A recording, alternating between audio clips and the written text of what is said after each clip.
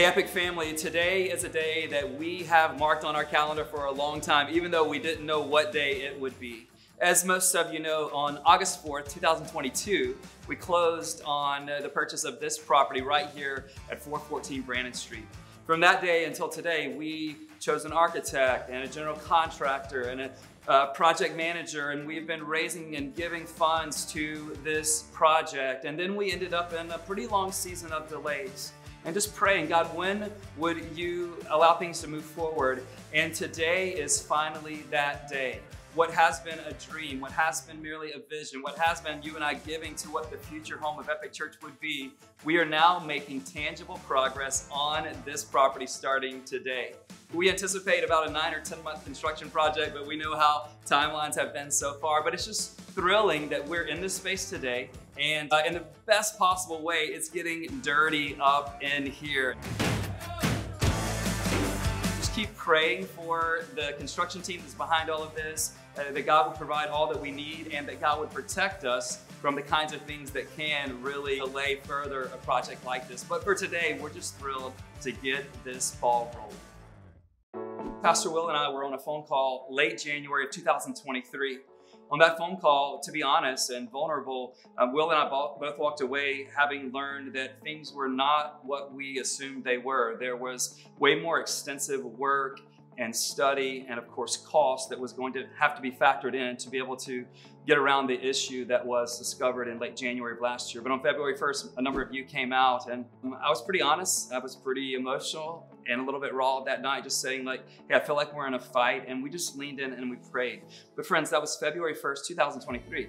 And just so you know, we didn't make up this date, February 1st, 2024. It was the first date available where we could participate in demo. And I want to say two things. First of all, it's amazing and should build our confidence as a church family that when we were wondering how in the world will we get this taken care of 1 year later to the date, we are actually seeing that prayer answered in real time in the same location where we did the prayer night. Secondly, I know a lot of you, just like us collectively, you have a vision that's in your heart.